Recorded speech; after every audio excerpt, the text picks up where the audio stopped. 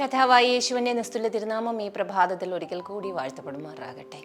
ദൈവമുഖത്തേക്ക് നോക്കുവാനും ദൈവത്തിൻ്റെ കരുണ പ്രാപിക്കുവാനും ദൈവത്തിൽ നിന്നൊരു സഹായം ലഭിക്കുവാനും ദൈവത്തിൻ്റെ ദയയും മനസ്സലിവും സമാധാനവും സന്തോഷവും ഒക്കെ നമ്മുടെ ജീവിതത്തിൽ അനുഭവിക്കുവാനുമായി നമുക്ക് ദൈവം ഒരു ദിവസം കൂടി ദാനമായി തന്നിരിക്കുകയാണ്. ഈ അനുഗ്രഹീത ദിവസത്തിനായി നമുക്ക് ദൈവത്തിൻ്റെ സന്നിധിയിൽ നന്ദി നിറഞ്ഞ ഹൃദയത്തോടു കൂടി അടുത്തു വരാൻ പ്രിയമുള്ള ദൈവമക്കളെ. കാരണം ദൈവം നമ്മെ അധികമായി സ്നേഹിക്കുന്നു.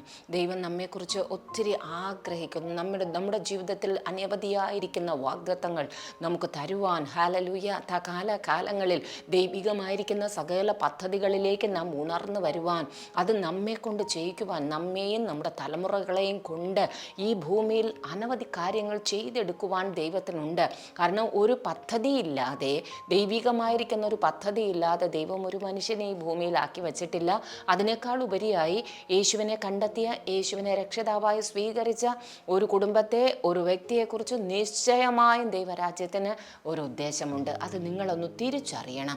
നിങ്ങളെക്കുറിച്ചുള്ള ദൈവത്തിൻ്റെ പദ്ധതികൾ തിരിച്ചറിഞ്ഞ് അത് ചെയ്യുവാൻ ദൈവമേ നീ ഞങ്ങളെ സഹായിക്കണമേ. അത് കാണുവാനായി ഈ ദിവസങ്ങളിൽ ഞങ്ങളുടെ കണ്ണുകളെ ഒന്ന് തുറക്കണമേ.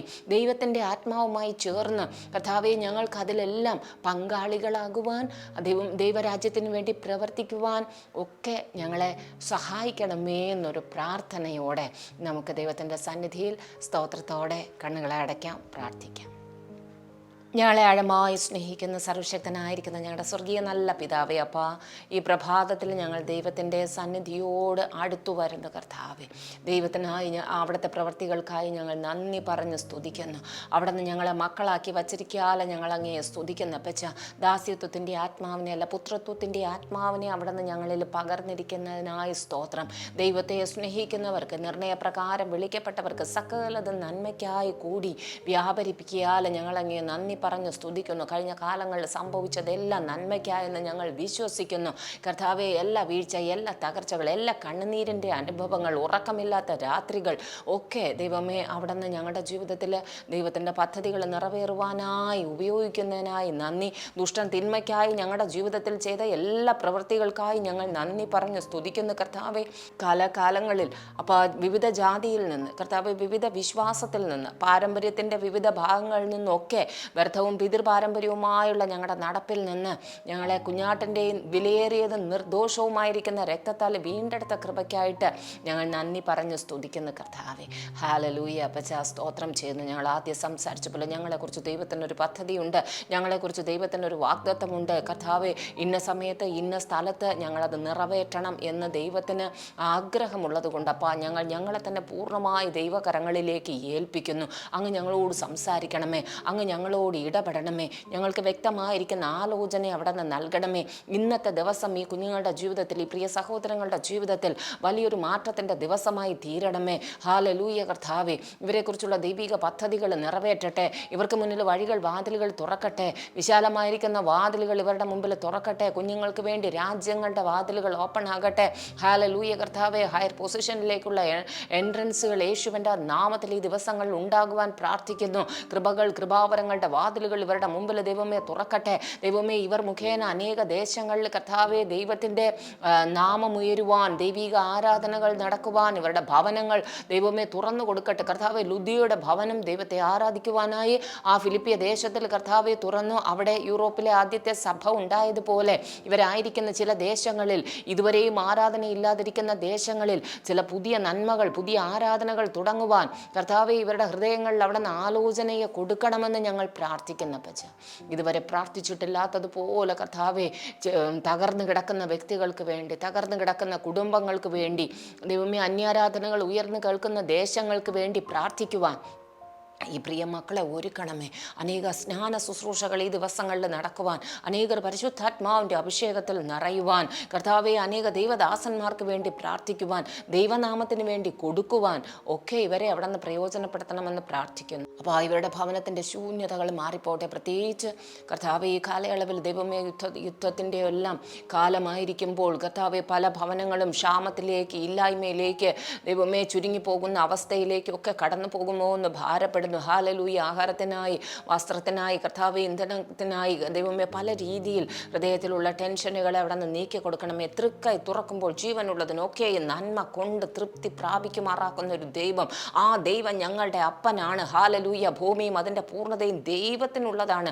ഹാലലൂയ കർത്താവെ. അതുകൊണ്ടപ്പാ ഈ പ്രിയ കുടുംബങ്ങളെ കർത്താവെ പോറ്റി പുലർത്തുവാൻ അങ്ങ് ശക്തനെന്ന് ഞങ്ങൾ ഉറച്ചിരിക്കുന്ന പക്ഷേ ആ ഒരു ബോധ്യത്തിൽ ഈ പ്രിയ മക്കൾ നടക്കട്ടെ.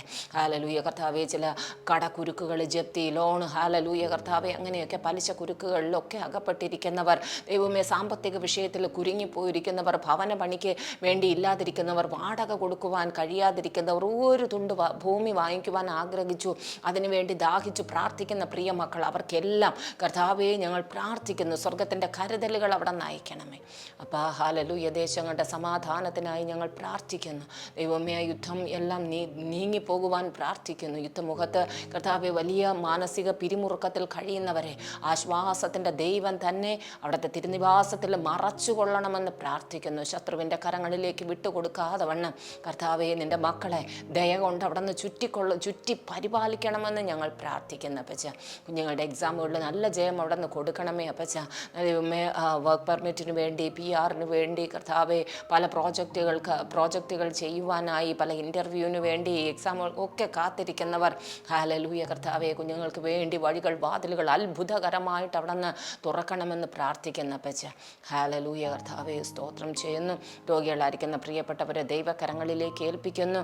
ഹാലലൂയ അപ്പാ. ദൈവമേ വിവിധ വേദനകൾ, വിവിധ പ്രയാസങ്ങൾ, ഹാലലൂയ ദൈവമേ കൈകാലുകളുടെ ബലക്കുറവുകൾ, ബ്ലഡ് സർക്കുലേഷൻ ഇല്ലാതിരിക്കുന്ന അവസ്ഥകൾ, ആർത്രൈറ്റിസ് കംപ്ലൈൻറ്റുകൾ, ദൈവമേ സൈനസ് കംപ്ലൈൻറ്റുകൾ, മൈഗ്രെയിൻ തലവേദനകൾ, കണ്ണിൻ്റെ കാഴ്ചക്കുറവ്, ചെവിയുടെ കേൾവിക്കുറവ്, സംസാരിക്കുവാനുള്ള ബുദ്ധിമുട്ട്, ഓട്ടിസം ബാധിച്ചിരിക്കുന്ന കുഞ്ഞുങ്ങൾ, കർത്താവേ സ്തോത്രം, ഇവരെല്ലാം ഞങ്ങൾ ദൈവകരങ്ങളിലേക്ക് ഏൽപ്പിക്കുന്ന പച്ച.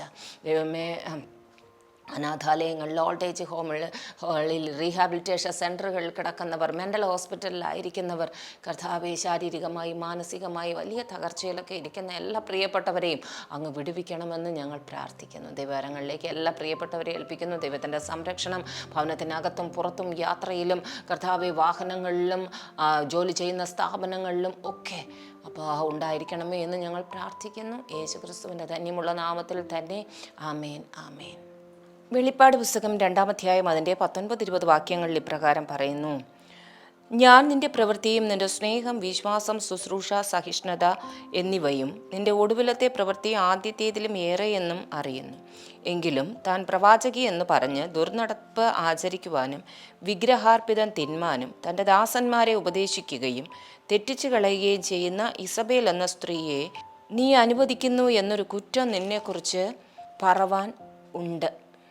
ഹാലലൂയ. വെളിപ്പാട് പുസ്തകത്തിൻ്റെ 2-3 അധ്യായങ്ങളിൽ കർത്താവ് 7 സഭകൾക്ക് ദൂതെഴുതുകയാണ്. എഫെസോസ് സഭ മുതൽ ലവോദിക്ക സഭ വരെ 7 സഭകൾക്ക് ദൂതെഴുതുമ്പോൾ ഇത് തുയഥൈര എന്ന ഒരു സഭയ്ക്ക് വേണ്ടി എഴുതുകയാണ്.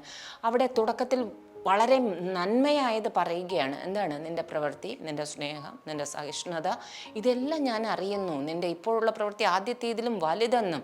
കാരണം അവർ ദൈവത്തിന് വേണ്ടി പ്രവർത്തിക്കുകയാണ്. സഭ പലതും ചെയ്യുകയാണ്, ദൈവത്തെ സ്നേഹിക്കുകയാണ്, സഹിഷ്ണുത കാണിക്കുകയാണ്, പലതുമുണ്ട്. പക്ഷേ അവിടെ പറയുകയാണ് ഒരു സ്ത്രീയെ അവർ അനുവദിക്കുന്നു. ഇവിടെ പറയുന്ന ഈ സ്ത്രീ എന്ന് പറയുന്നത് അത് പിശാചിൻ്റെ ഒരു വ്യാപാരമാണ്, ഒരു ദുരാത്മ വ്യാപാരമാണ്. ആ ഇസബേൽ എന്ന് പറഞ്ഞ സ്ത്രീ അവൾ എന്തൊക്കെയാണ് ചെയ്യുന്നത്? വിഗ്രഹാർപ്പിതം തിന്നുവാനും ദുർനടപ്പ് ആചരിക്കുവാനും വിഗ്രഹാർപ്പിതം തിന്നുവാനും തൻ്റെ ദാസന്മാരെ ഉപദേശിക്കുകയും വഴിതെറ്റിക്കുകയും ചെയ്യുവാൻ തക്കവണ്ണം പ്രവാചകി എന്ന് പറയുന്ന ഒരു സ്ത്രീയെക്കുറിച്ച് അവിടെ പറയുന്നു, ഒരു ഇസബേല്യ വ്യാപാരത്തെക്കുറിച്ച്. പ്രിയമുള്ള ദൈവമക്കളെ, നാം എല്ലാവരും ഈ അന്ത്യകാലഘട്ടത്തിലായിരിക്കുമ്പോൾ സഭയിൽ അല്ലെങ്കിൽ ദൈവമക്കളുടെ ഇടയിൽ, വിശ്വാസ സമൂഹത്തിൽ, ശിഷ്യന്മാരുടെ ഇടയിൽ ഇങ്ങനെ ഒരു ഇരുട്ടിൻ്റെ വ്യാപാരം, ദുരാത്മ വ്യാപാരം നടക്കുന്നു. നാം പഴയ നിയമ കാലഘട്ടത്തിലെല്ലാം നോക്കിക്കഴിഞ്ഞാൽ ദൈവത്തിൻ്റെ ജനമായിരുന്ന ഇസ്രായേൽ മക്കളെ തെറ്റിക്കുവാനായി ഒന്നാമത് ബിലയാമിൻ്റെ ഉപദേശം എന്ന് പറയും. പിന്നെ ഇസബേലിൻ്റെ ഈ വ്യാപാരവും അതെന്താണ്? ദൈവമക്കളെ പൂർണ്ണമായി തെറ്റിച്ചു കളയുവാൻ കഴിയാതിരുന്ന സ്ഥാനത്ത് ജാതികളുമായി ഇടകലർത്തി അവരുടെ വിഗ്രഹാർപ്പിതം തിന്നുവാനും അവരോട് വിവാഹബന്ധത്തിൽ ഏർപ്പെടുവാനും ഒക്കെ ചെറിയ ചെറിയ ഉപദേശങ്ങൾ നൽകി വഴി തെറ്റിച്ച് കളയുന്ന ഒരു ഇരുട്ടിൻ്റെ വ്യാപാരം. ഹല്ലേലൂയ. ഈ അന്ത്യനാളുകളിൽ പലതും സഭ എന്ന് പറഞ്ഞാൽ ക്രിസ്തുവിൻ്റെ മണവാട്ടിയായി വേർപെട്ട് കഷ്ടപ്പെട്ട് യേശുവിന് വേണ്ടി മാത്രം ജീവിക്കേണ്ടുന്ന കൂട്ടമായിരിക്കെ അത് ചെയ്താൽ എന്താണ് കുഴപ്പം? ഇതിൽ വലിയ തെറ്റൊന്നുമില്ലല്ലോ. ഇങ്ങനെ പല കാര്യങ്ങൾ പറഞ്ഞ് ദൈവത്തിന് വേണ്ടി നാം തീഷ്ണത കാണിക്കേണ്ട ഇടത്ത് നമ്മെ അതിൽ കുഴപ്പമില്ല എന്ന് പറഞ്ഞ് പല കാര്യത്തിലേക്ക് വശീകരിക്കുന്ന ഒരാത്മാവാണ് ഇസബേൽ ആത്മാവെന്ന് പറയുന്നത്. ഹല്ലേലൂയ. പ്രിയമുള്ള ദൈവമക്കളെ, അതുകൊണ്ട് വചനത്തിന് അല്ലെങ്കിൽ പുതിയ നിയമ വിശ്വാസത്തിന്, യേശുവിൻ്റെ മണവാട്ടി സഭയ്ക്ക് ദൈവം വച്ചിരിക്കുന്ന ചില അതിർവരമ്പുകളുണ്ട്. വിട്ടിട്ട് പോയ പഴയതിലേക്ക് തിരിഞ്ഞു പോകുവാൻ നമുക്ക് വകുപ്പില്ല. ജാതികളുടെ ആചാരങ്ങൾ ആഘോഷങ്ങളുമായി ചേർന്ന്, പ്രത്യേകിച്ച് ഈ നാളുകളിൽ ഒരു വേർതിരിവുമില്ല, സർവ്വമത ഐക്യം എന്നൊക്കെ പറഞ്ഞ് പലതിലേക്കും പോകുമ്പോൾ നിങ്ങൾ കർത്താവിൻ്റെ സന്നിധിയിൽ വില കുറഞ്ഞവരായി മാറുവാൻ ഇടവരുത്തരുത്. നിങ്ങളെക്കുറിച്ചും കർത്താവ് പറയരുത് ഇങ്ങനെ ഒരു വശീകരണത്തിൻ്റെ ആത്മാവ് നിങ്ങളിലുണ്ട്. പലതിൽ കർത്താവിൻ്റെ ഉപദേശത്തിൽ നിന്ന് തെറ്റിച്ച് കളയുന്ന ഒരു വ്യാപാരത്തിലേക്ക് പോകുവാൻ നിങ്ങൾ പാടില്ല. നിങ്ങൾ ചെയ്യുന്ന എല്ലാ നല്ല പ്രവൃത്തിയും ഇരിക്കവേ തന്നെ ഇതുകൂടെ ഉണ്ടെങ്കിൽ രണ്ട് തോണിയിൽ കാല് വയ്ക്കുന്നവരായി ദൈവത്തിൻ്റെ പ്രസാദം നിങ്ങളിൽ നിന്ന് നീങ്ങിപ്പോകുവാൻ ഇടവരുത്തരുത്. ദൈവത്തിന് വേണ്ടി തീഷ്ണതയോടെ ജീവിക്കുവാൻ, ദൈവം വച്ച വിശുദ്ധ ജീവിതത്തിൽ ജീവിക്കുവാൻ ദൈവം നിങ്ങളെല്ലാവരെയും സഹായിക്കുമാറാകട്ടെ. ആമേൻ.